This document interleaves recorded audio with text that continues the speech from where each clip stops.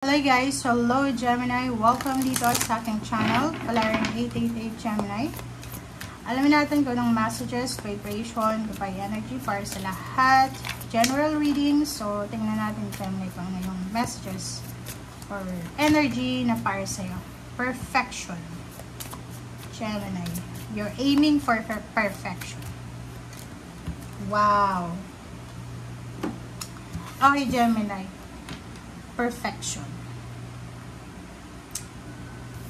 Nakikita ko sir dito na this first 3 months of the year, nag-i-aim ka ng perfection sa buhay mo. It's either emotional or financial perfection. But, eto guys, medyo stressful siya. Okay? Kasi minsan, sa sobrang gusto natin, sa kagustuhan natin maging perfect yung buhay natin, parang nawawala tayo sa direksyon, 'di ba? Nape-pressure, na-stress tayo, nade-depress kasi pag perfection yung minamanifest mo, madi-depress ka or may stress ka, magkaka-anxiety ka kasi nga 'di ba? Ang dami mong ini-expect sa buhay mo. Stressful 'yun eh. So dito sinasabi na be careful kasi nahulog siya. Pero okay lang, huwag na natin kunin. So, yun. Lumabas yung trickery na yun. Dito na. Hindi ko na kukunin. So, kukuha na lang ako ng ibang card. So, dito, yung sabi sa'yo dito, minsan, yung pag-aim natin ng perfection is, minsan siya. Tag dito, yung trickery siya. Pwedeng niloloko lang tayo ng ating, ng the devil, 'di ba? So, para may stress tayo. So, ang sinasabi dyan, walang perfect dito sa mundo. Okay? Umiwas ka sa mga idea na ganyan na kailangan perfect ganito ganyan. Walang perfect dito sa mundo. Okay? Nandito tayo sa mundo para matuto. Lahat tayo imperfect. So, kailangan nating matuto sa araw-araw. So, yun. Rejection. So, nakikita ko share dito na yun. Kaya ka masyadong nag-i-aim, nagmamanifest ng perfection kasi siguro ang dami-dami mo nang na-experience na rejection sa buhay. Parang ayaw mong ma-reject, ayaw mong makarinig ng mga hindi magandang salita from someone. Nakikita natin dito, mayroong mga Gemini na masyadong, yung malambot yung kalooban nila. Palatawa, palangiti, palajoke, pero emotional, mabilis silang masaktan. So, nakikita ko siya dito, tanggapin mo, yung rejection na is part of our life yan. Okay? Hindi lahat ng tao magugustuhan tayo. Hindi lahat ng gusto natin, gusto din tayo. So, hindi lahat ng minamanifest natin, makukuha natin. So, as much as possible, simple lang, diba? Balance lang. Wag kang masyadong mag-aim ng perfection kasi ikaw din yung mahihirapan. And if maraming tao yung i-reject ka, ayos lang yun, diba? Kasi minsan, alam mo, yung rejection yan is redirection yan. Parang dinadirect ka ng Panginoon doon sa mas stable, mas secure na buhay. Diba? Tingnan mo, Transformation 16:14, 7, and then 5. Okay?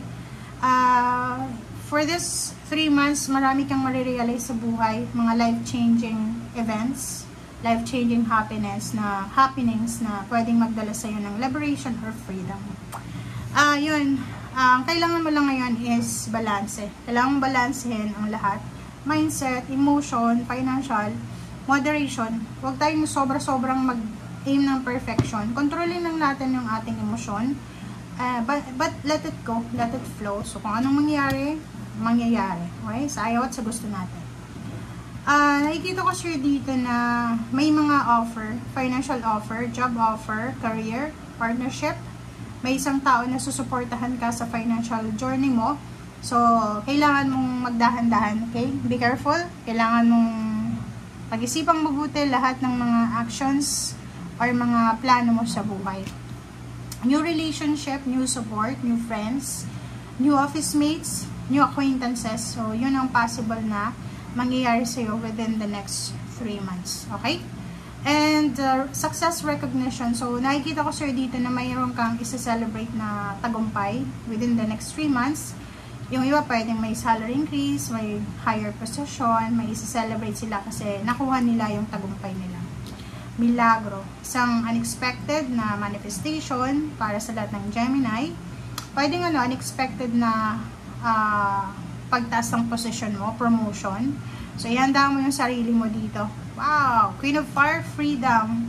So, nakikita ko sir dito na sobrang sipag mo this 3 months. Okay?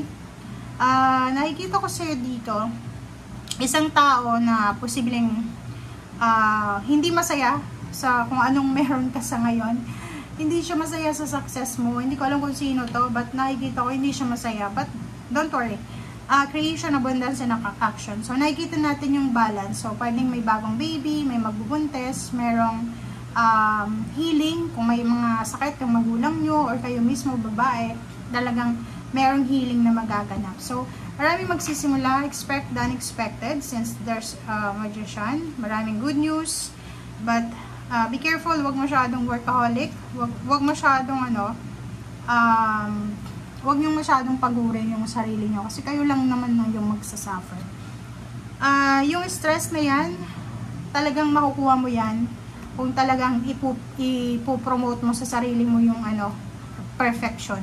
Okay? O, diba? Sabi ko sa'yo dito, iwasan yung sobrang expectation para hindi ka ma-stress. Okay? Kita ko sa'yo dito, may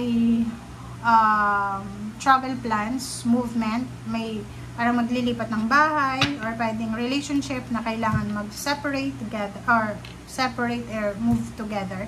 Depende yan. Nakikita ko sure dito na mangyayari siya within the next 3 months. Travel din, diba? Kung may hinihintay kang pera, lump sum, payouts, payments, harvest, investment, be patient kasi on the way na siya, papunta sa'yo. 2 taong nagmamahalan, magkaibigan, magkamag-anak, sila ay sobrang masaya kasi pareho nilang makukuha yung success, yung recognition na pinagpipray at minamanifest nila. So, nakikita ko sa'yo dito na nasa celebratory energy ka dahil mayroon kang mamamanifest na financial blessings or emotional blessings. So, daming opportunities dito. May maraming opportunities na posibleng i-offer sa'yo ang universe. And mag-ingat ka lang doon sa mga taong hindi mo pa kilala.